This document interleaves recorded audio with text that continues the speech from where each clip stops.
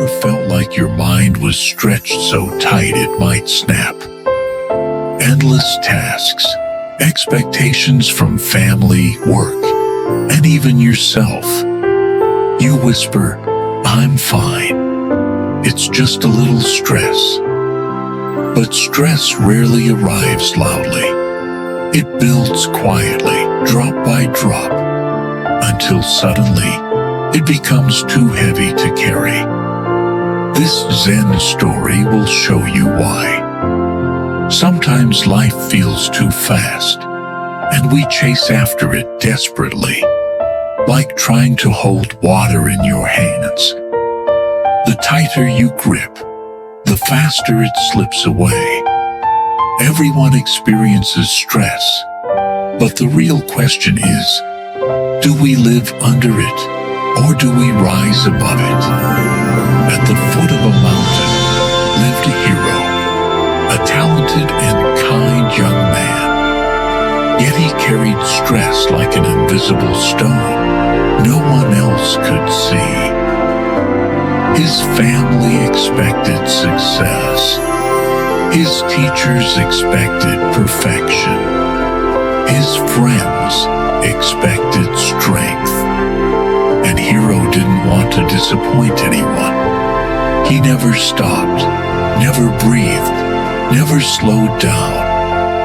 Until one day, he collapsed, body tired, mind even more exhausted.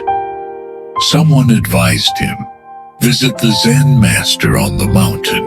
He may help you find peace. The next morning, Hiro climbed to the master's hut.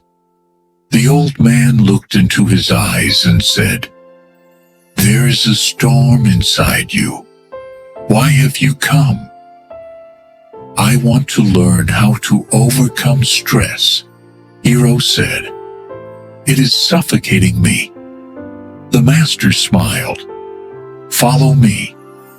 He led Hiro to a stream, handed him a cup, and said, "Fill it and carry it." Hiro obeyed. As they walked along the rocky trail, the water shook and spilled. His hand trembled with effort. "How do you feel?" the master asked. "It's hard. I'm trying so hard not to spill it." "Keep going," the master replied. Eventually, Hiro couldn't hold it anymore. The water spilled completely. The master asked, "Why did you spill it?" Hiro said, "I focused too much on keeping it perfect. The farther I walked, the more anxious I became. My hand shook, and the water spilled faster." The master nodded. "Exactly. This is how you live your life," he continued. "Stress is like this cup of water.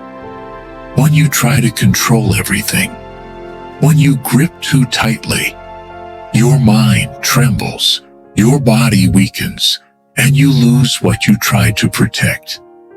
Then he said, "You spilled the water because you watched the cup, not the path. In life, you stare at expectations, pressure, and fear, and forget to actually live."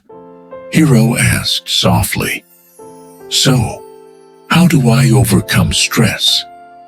The master handed him the cup again. "This time, don't look at the water.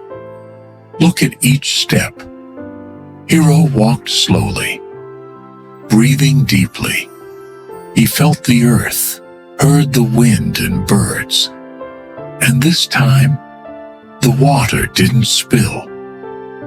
"When your mind is calm," the master said, "the world around you becomes calm. Stress fades not when you resist it, but when you return to the present moment, one step at a time, one breath at a time. See life simply." He placed a gentle hand on Hiro's shoulder. "Life never asked you to be perfect. only to be here. When Hiro returned home, nothing outside had changed. The exams, expectations, responsibilities remained. But he had changed. He worked piece by piece. He breathed. He listened. He no longer ran from stress. And slowly stress dissolved. Not because life became easier, but because his heart became lighter. Years later, when asked how he overcame stress, Hiro simply said, "I learned to look at the path, not the cup." Stress doesn't disappear by becoming stronger. It disappears when we stop resisting. Every day you have a choice. Carry the cup in fear, or walk gently with each breath. If this story helped you breathe a bit easier, comment, "I choose peace." Share it with someone who needs comfort. And subscribe for more healings and wisdom.